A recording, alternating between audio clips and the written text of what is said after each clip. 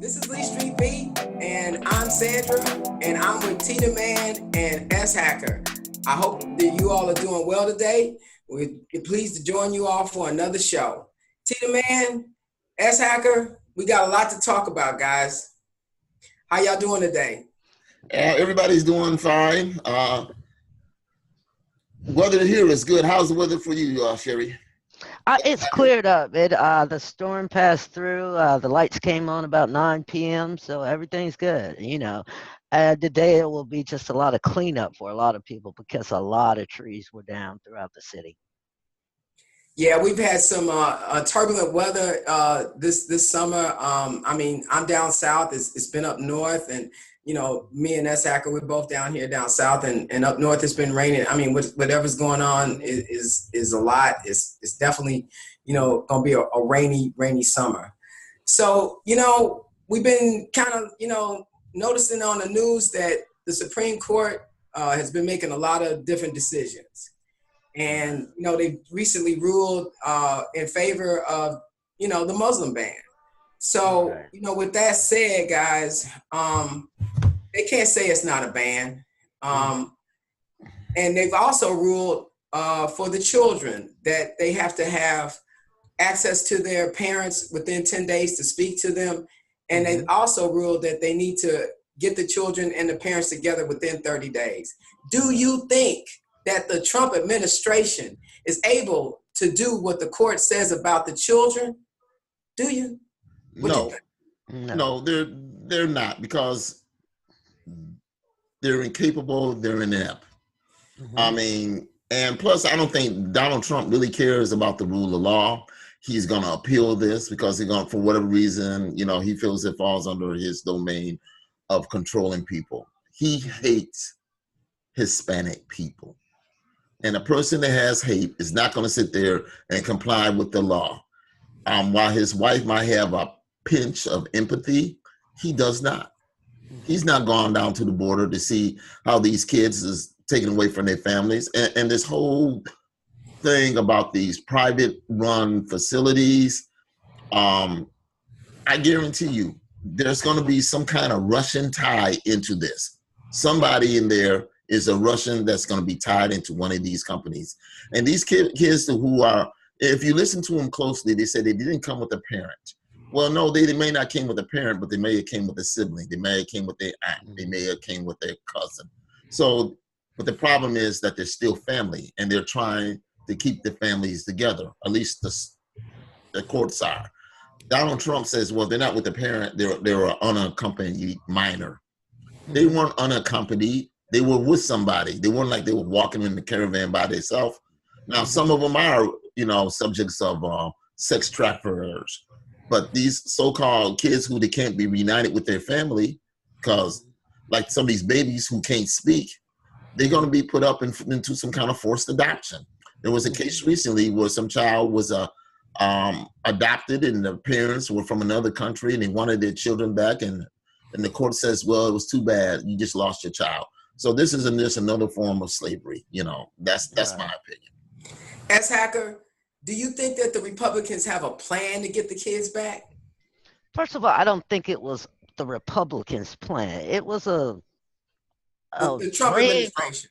It was a dream of Donald Trump. Like, okay, I could do this, so I'm going to do this. Because again, they were using these kids and the threat that, all right, you try to cross the United States border illegally, and you have a child. We're going to take that child. Again, it had nothing to do with the rule of law or anything. He simply wants to accomplish his so-called campaign goal of reducing illegal immigration into this country. And again, it's not just the Hispanics. It's anybody who doesn't look like him or his friends that they do not want into this country. Because again, the fear of the people who support the Donald Trump administration, their fear is that they are taking jobs. Jimmy can't go out and get a job, even though he dropped out of high school and all that, because the Hispanics or the Muslims or people from any other country are taking Jimmy's opportunity away. No, it had nothing to do with Jimmy's opportunity. It has everything to do with that Jimmy's not prepared for the jobs of the 21st century. And again, Okay. these are not just jobs of the 21st century. You ask any person who has a huge farm, right? They simply can't find people, even if they have a green card, to get people employed, because all the people have left these farm type areas and have been able to get a different kind of job, since unemployment is so low that they simply can't find people. Even if you have, I forget the wording and how they use it, but even if you have clearance, let's say, to hire 14 or 15 undocumented workers, right? You can't find them. They can't find them because they've moved on. I remember years ago when Alabama was, when Arizona wanted that papers, please law in Alabama, they went with it, right? Mm-hmm. The people here who are, huge agricultural industries, all their fruits and their crops just withered on the vine because they had no one here to pick them. Yeah, when you intimidate people, when you tell them, listen, we're going, you better have your papers on you. Right. That's not what an environment that we're used to here in America. So Exactly. but these same people, like you said, they need workers, and then you have an administration that's trying to keep everybody out, making them feel very unwelcome, and really hurting the industry. Why can't there be visas? Because for years, migrant workers have been going back and forth over the border for years, and they For really kind of put a stop to that. It's like, really, right. they trying to bring food to our grocery stores, and they're doing it legally, and you stop that, and the fact that Donald Trump has spoken out against asylum. He's just saying, hey, when people put their foot on our property, we just need to send them back. He doesn't want to give them due process. He didn't send his wife back. Well, he did not send her back. She know where her box is, though. She know where it at. She can get in anytime she wants. Right. Well, she was here working illegally. And again, we focus a lot on agriculture. We don't focus on like colleges and universities because again, I went to historically black college, but a lot of the people who went there were from different countries, and those people pay a lot more than your in-state tuition to be here. So you look at the economic impact it has on colleges and universities. Because again, even if you were here illegally, you still could go to college. All those people are leaving. So what are these institutions going to do? And then the people who may have wanted to study in America, they're going to Canada to get their education now. Wow. So Tita Man, what you think about Miss First Lady going for the second time to meet with she really went to a facility that had about 10, 11 children, but she was there to really honor the workers. I mean, I'm not posing this question so that, people think that I'm feeling disparaging about those individuals who are there at the border working with these children. I'm not posing a question, like that, but I'm just saying for the purpose of her coming for the second time. Well, she's not coming there to help the children. She's there for the photo op to make her husband look good. And as far as I'm concerned, she's a non-entity. She can go on back to Washington, D.C., put on her designer clothes, and stay with her special child that she has in the White House with her. Right. So. Another thing too about her trip is, she doesn't have any real agenda. She says that if there's any help that she could provide, that she'll provide it. And I really noticed the photo op yesterday of the president walking to Air Force One of the helicopter, and they were asking him about the children, and he would not answer. He wouldn't turn around. He wouldn't say anything. I was like, you know what? that's cowardice there. That is cowardice right in front of you. If he's got an opportunity to, say something negative about, our judiciary system or something about the Mueller investigation, and, he's all for that. If he's able to tear down our institutions, he's good with that. But no, he can't say anything about, how it's been ruled about how they need to. Well, he already knows that spinning on poor little brown children and babies is not going to be a good look for him and his base. But it's there. It's just right below the surface. As soon as he get the green light to go ahead, he will. And it's just like this whole thing with Justice Kennedy retiring at the end of July. Like him and Mitch McConnell can't wait to put it in there, because everything that in American society is going to be upended. He makes everybody that works for him, especially like this last one, what's his name, that they put in there, Mitch McConnell held out. He paid off for him. And this new, whoever he picks, have them take loyalty oath. And don't be surprised if it doesn't be Jeff Sessions. Because the reason why I say that, Jeff Sessions always wanted to be a federal judge. He wanted to be a federal judge. And if Trump offers him the Supreme Court, you can bet your bottom dollar he'll be there. He will take that. Now, will he pass the Senate? No. Chances is, yeah. I'm going to tell you, yeah, because he's from the Senate. That's his friends. Susan Collins and Murkowski and John McCain. John McCain is worried about living on tomorrow, and Susan Collins, and you can't trust her. Ted Cruz, he'll be all for it. And Rand Paul talking about he's a libertarian. That's just another lie and saying I'm some kind of Republican. And I just want to fake everybody out. So just hold on. It's going to be. We got a lot to fight for. Yeah, There's a lot of on the line if the Supreme Court is totally, put to the right. They say that, the decisions that have already been put into place, that they're there and they're not going to change. But, that's a lie. That's a lie. That's a lie. Because they've been fighting Roe versus Wade since 1970 something. Yeah. About abortion. So to say that, the laws that are currently in place, we'll just leave them there. That is an absolute lie. They're trying to set us back 50 years or so, especially when it comes to 100. They ain't working on 50. They're working on 100. They want to roll back the clock when times was good.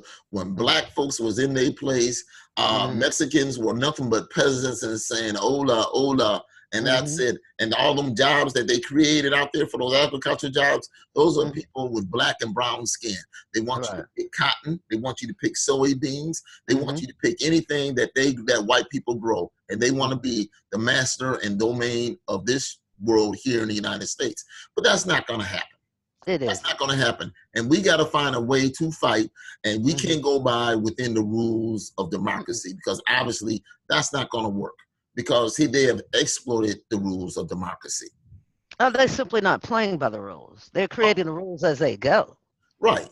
And you know what? Just like, you sit there, you give him the benefit of the doubt, and now you have recall. They're just coming out and saying the president's a liar, president's a liar. But you know what? He figures if he hollers and shouts loud enough and long enough, and whatever the lie is, people believe him. And they do. Because that's what carnival barkers do. These people are sophisticated to support him. The ones that are is there for the money. The other ones, like Scooter, sitting on his front porch, thinking that job come through when they see a U-Haul truck talking about, we got jobs for you, $8.75 an hour. He's running down there. But the first poor Scooter can't pass the drug test. He got alcohol in his system. He can't read and write. He's partially illiterate. So he's out. But now Scooter hopes that his child can do that menial job, instead of going on to educate himself to see what the world is really like. Exactly. And again, it's like if you've ever been on a jury, if you've seen ultra intellectual and extremely smart, the average attorney doesn't want you on that jury, because they want somebody's mind who they can mold the way that they are. And again, Trump supporters that's what they are. Malleable. Exactly. They're malleable, and that's what they love. Yeah, it's really a lot going on this weekend. There are going to be a lot of protests, a lot of marches. Mm-hmm. I believe that the fervor is just beginning. It's just started. I think it's real important for people to engage. I think it's just really more important, especially for women, to engage and get, their, male people around them. We have so much to fight for. We have so much to lose. This administration is trying to take the health of women into their hands and just take it away, take our rights away.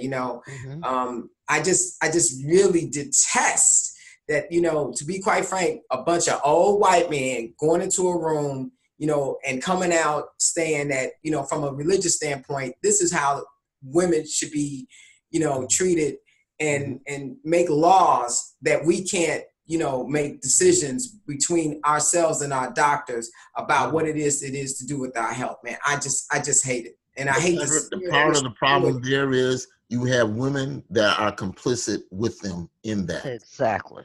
And that's why we have these problems.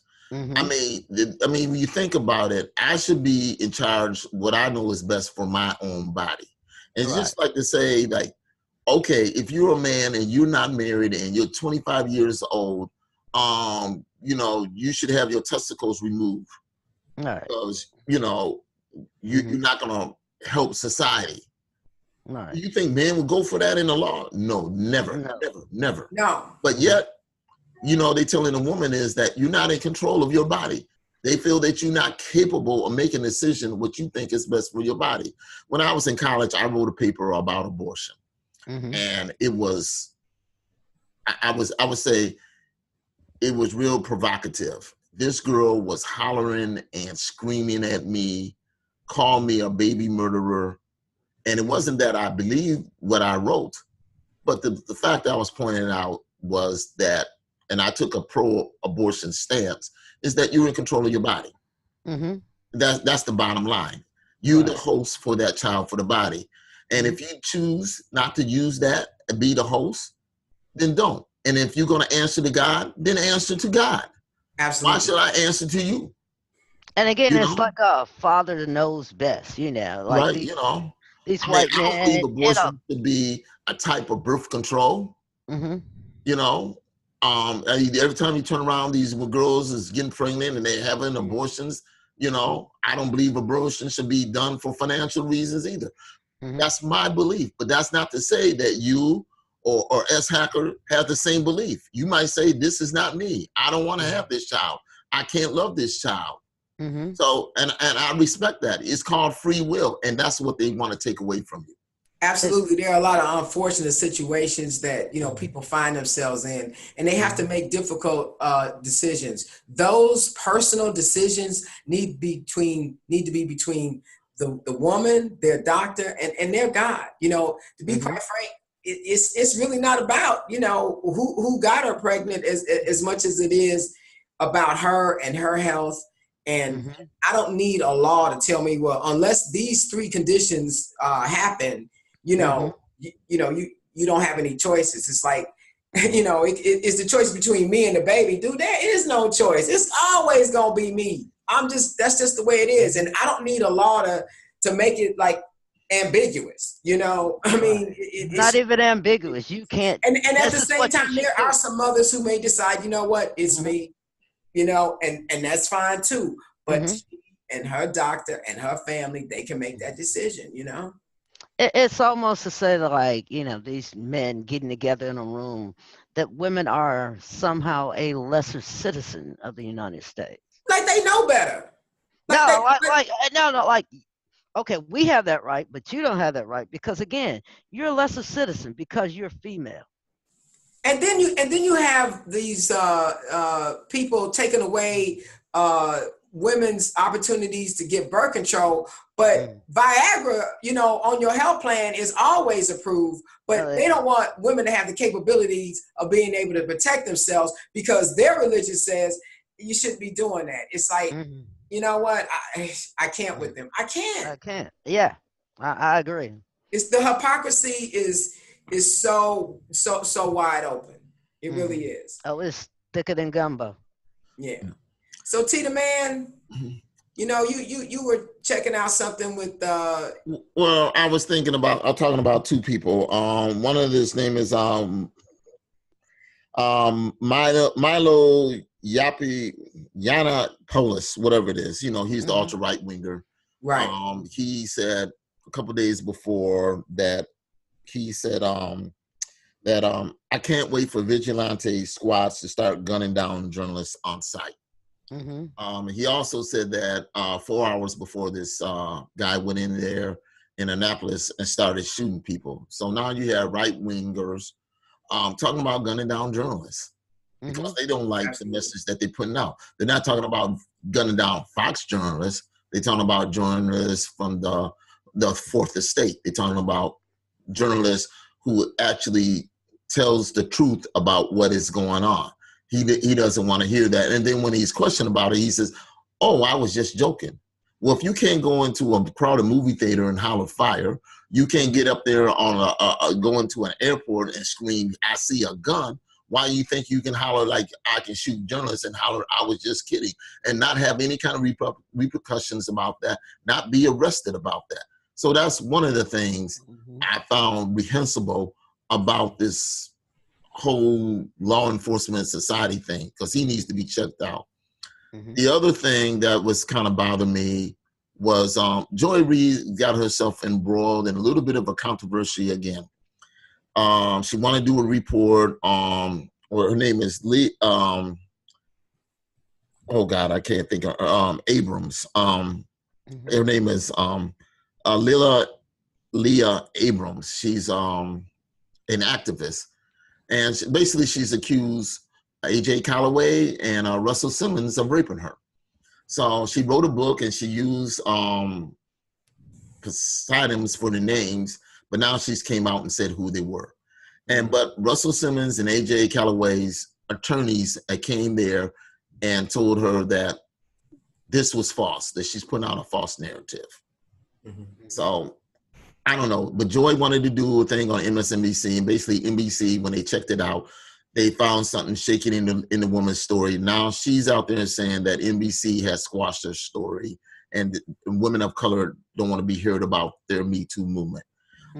She has a point there, but part of it is, I think it might be her a little bit, because one of the things with the AJ story was that, you know, it was dismissed and it was sealed, and it was because of some improper her end. So sometimes when you give stories and you say testimonies, and when they check it out and we find these things not to be true, then, you know, that's where it goes. Or if they held exculpatory evidence, you know, for him, and then that would get it dismissed in a minute.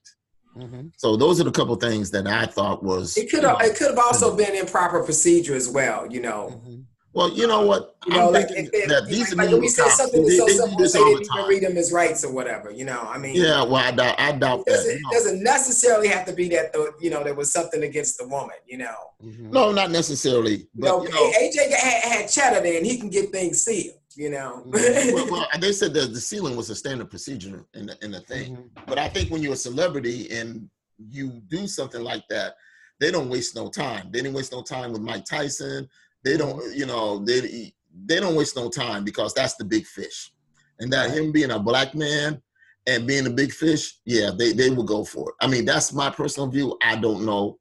So you say that she wrote a book and she used synonyms, and then she turns around and then exposes who these people are. Yeah.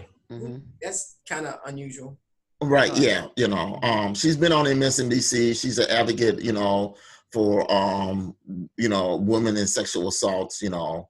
Well, maybe it was the Me Too movement that sparked her to just come out and say who they were, because they are, you know, famous, and that's the mood that we're in now. So lately, you know, we've been noticing that white women have just been still calling the police. They still calling. Right.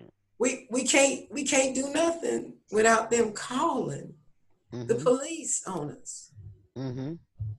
Well, a couple of those white women, what's her name? Permit Patty. you know, she got fired from her job.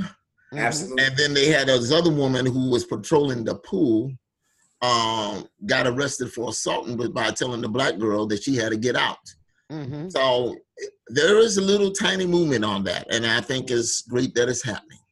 You know, I think so too. And like on the press thing, you know, the murders in Annapolis. Sean Hannity came out this morning, said it was Maxine Waters' fault because of her rhetoric, because of the things that she's been saying about, you know, these people in the Trump administration who make these atrocious policy decisions, and then they go out and, like Sarah, whatever her name is, Sanders, right, went to have dinner, and then she was asked to leave. All right, they got all up in arms about that. But when Maxine Waters says something, like, yeah, they should have, like these women who are calling the police on innocent things, they should have some skin in the game. They should have some sort of, it should be some consequence to you basically filing a false police report, because that's in essence what it is. There is nothing, it's not this, you see something, you say something. These people were swimming in a pool that she didn't own. Again, if you have ownership of the pool, yeah, you can ask anybody and everybody who you don't want in there to leave. But if it's not your pool, how do you have the right to waste taxpayer resources by calling the police? Absolutely. That's well, you know what? It's unfortunate. It's really unfortunate because, you know what, we live in a time now that people are just upset. And so when they see people like, you know, the Trump administration out there, they're lashing out at them. And you know what, we have, you know, people feeling emboldened to just be disrespectful. But I'm going to tell you something. We appreciate everybody listening to Lee Street Beat. We want everybody to kind of log on and subscribe to us. It doesn't cost any money, guys. You can just subscribe, you know, and we want to continue to, you know, reach out to you guys and talk about issues. You can hit us up at leestreetbeat.com. You can hit us up at contact us at leestreetbeat.com and just continue to, you know. And we have a YouTube channel. Yes, check out our YouTube podcast. Absolutely.